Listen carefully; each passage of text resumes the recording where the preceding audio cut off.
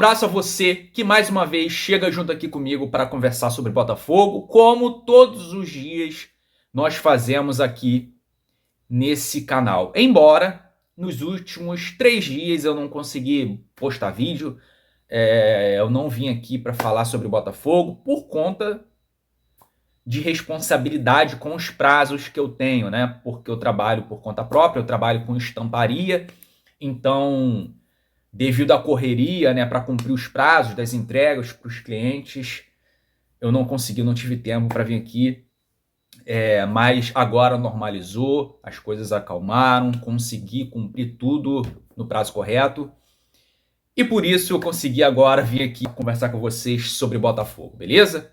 Você que está aqui pela primeira vez, seja muito bem-vindo ao canal Botafogo Meu Destino. Se inscreva aqui nesse canal, deixa o like e ative as notificações. A gente vai conversar sobre o que o Maurinho, ele mesmo, Maurinho, mais conhecido como Mauro César, ele falou a respeito do jogo da seleção e colocando o Botafogo dentro do contexto, como ele sempre faz, né? Sempre que ele tem oportunidade, ele alfineta o Botafogo, ele fala mal, ele critica. E eu quero dizer aqui, ser bem claro, que isso aqui é um vídeo resposta. Eu, como torcedor do Botafogo, vou dar uma resposta ao Mauro César Pereira. Então não estou dando palco. Meu amigo, eu estou aqui fazendo um react do que ele disse, beleza? Vamos lá. Vocês falaram, joga no Brasil. Joga no Brasil por conta dessa fantasia que é a SAF no futebol brasileiro. Um clube tem dívida colossal. Verdade, o Botafogo, ele realmente tinha uma dívida colossal. O Botafogo estava falido.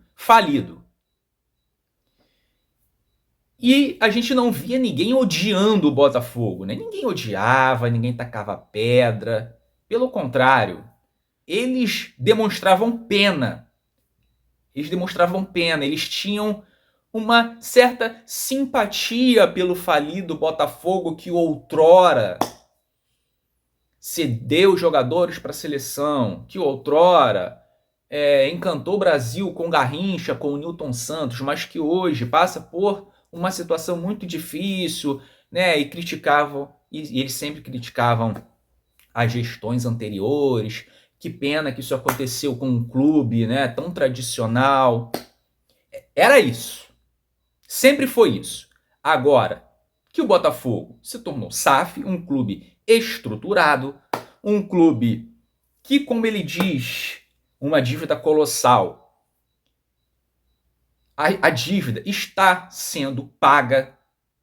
O Botafogo quitou mais de 300 milhões de dívidas e vem equacionando ano após ano essa dívida.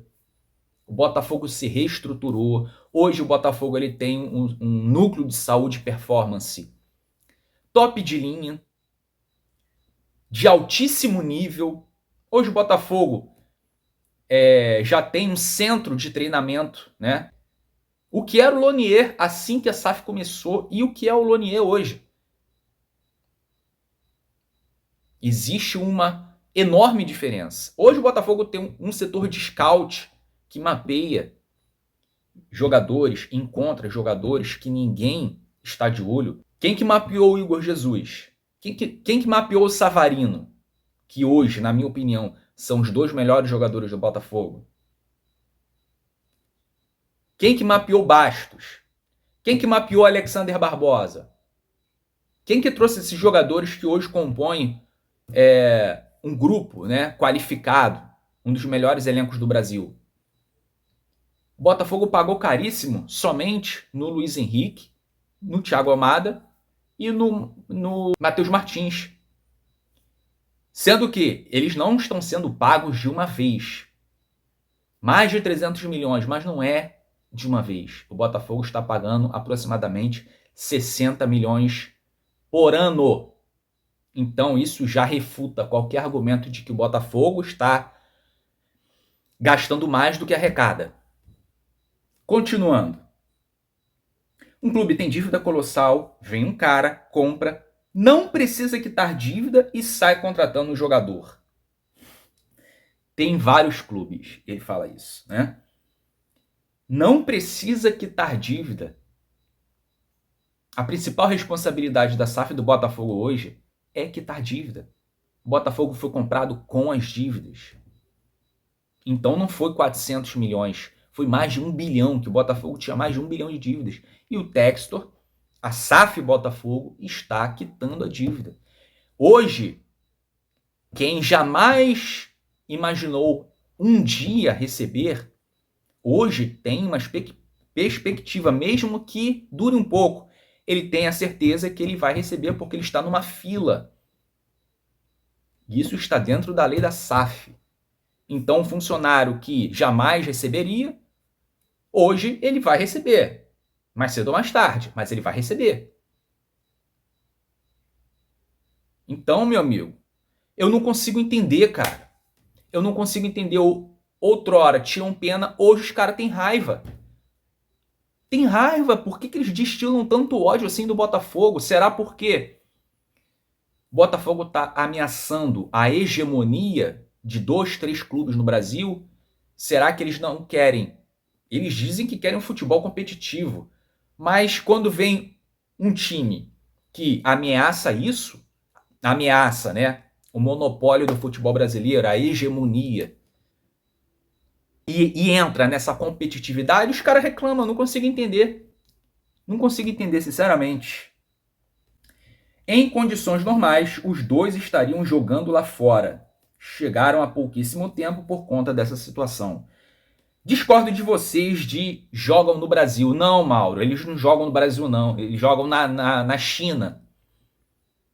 Eles jogam no Oriente Médio. Eles jogam na Bulgária. É coisa meio fantasiosa. É jogador de SAF. O Botafogo ia contratar se não fosse SAF?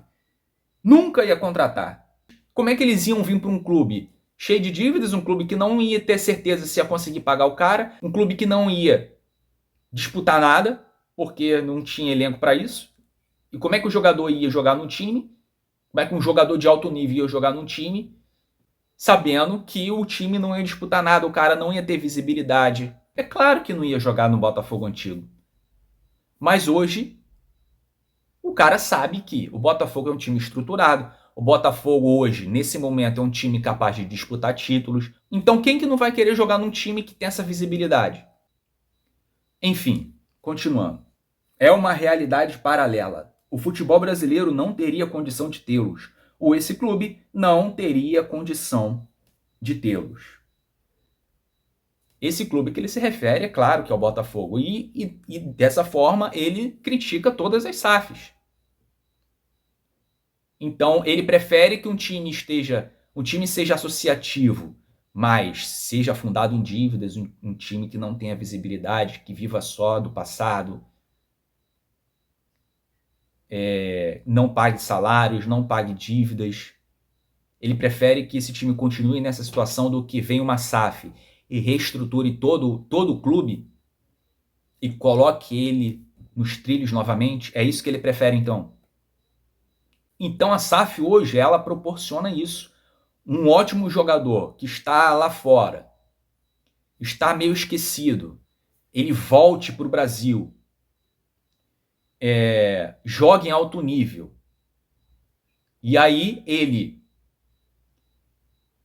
possa, né, sonhar com seleção, e o Botafogo ganha com isso, cara.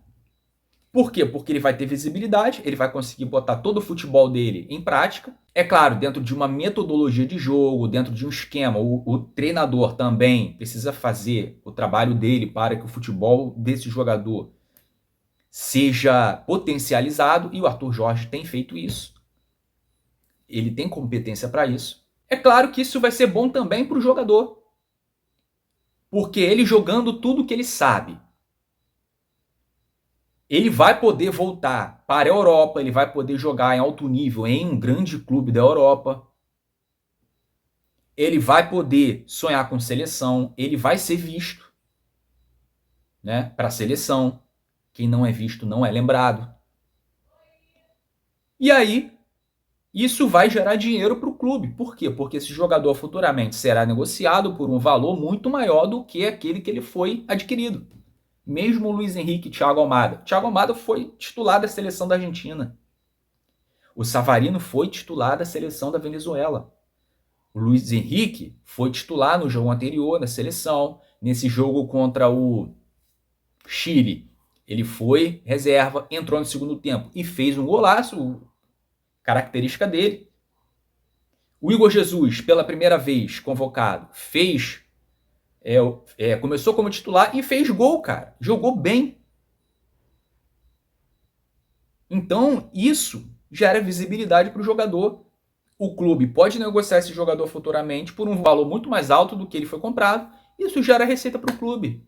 E aí a máquina gira. Só que a mídia do UOL, eu falo aqui mesmo, não fico com meias palavras, a mídia do UOL, da Jovem Pan Esportes. Estava assistindo o programa da Jovem Pan, que é outro programa também que tá me dando ranço, cara. Os comentaristas lá diminuindo, minimizando a atuação do Igor Jesus e do Luiz Henrique. E falando que, mesmo assim, quem tem que ser titular da seleção é o Endrick e o Estevão. O Estevão nem convocado foi, mas o Estevão tem potencial para ser essa próxima geração da seleção. E o Endrick é a maior revelação do futebol brasileiro dos últimos anos. O Endrick, que quando entra em campo, o cara não consegue dominar uma bola. Então, cara, a gente consegue perceber algumas coisas nas entrelinhas. Esses caras são vendidos. São vendidos. Mesmo o Igor Jesus fazendo gol, o Luiz Henrique jogando bem, todo jogo o Luiz Henrique joga bem, os caras sempre falam de Estevão, sempre falam de Endrick. Só ser um pouco inteligente para perceber como que as coisas funcionam na mídia tradicional. E fica um monte de botafoguense reverberando isso. Sempre quando tem oportunidade, critica o Botafogo. Até canais, cara, aí nas mídias sociais, vai ao ar, abre live para ficar só batendo, só criticando. Quando não tem nada de bom para falar, não fala nada. Mas quando tem algo para criticar, o cara tá lá fazendo questão de aparecer criticando. E depois fica falando que não tá nem aí para engajamento, que não tá nem aí, que não blá blá blá, aquela coisa toda que só engana a trouxa. Que segue aquele caminho de que tudo tá errado, tudo tem que ser criticado. E fica só, cara, seguindo a mesma linha que a imprensa tradicional, a mídia esportiva segue. E aí, sobre o Mauro César Pereira, cara, é patético, né? É patético. E não é de hoje.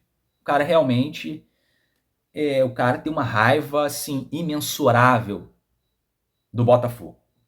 Bom, é isso, pessoal. Chegou até aqui, deixa nos comentários o que você achou de tudo isso, sua opinião. Comenta aí. Fale o que você quiser. No mais, eu vou ficando por aqui. Um abraço.